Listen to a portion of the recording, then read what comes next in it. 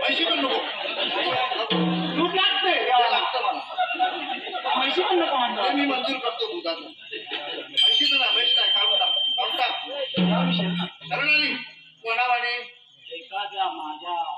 गावातल्या असलेल्या लोकांना हो जनता जनता जनार्दन चांगली गोष्ट आहे अशीच राहिली पाहिजे तुझ्या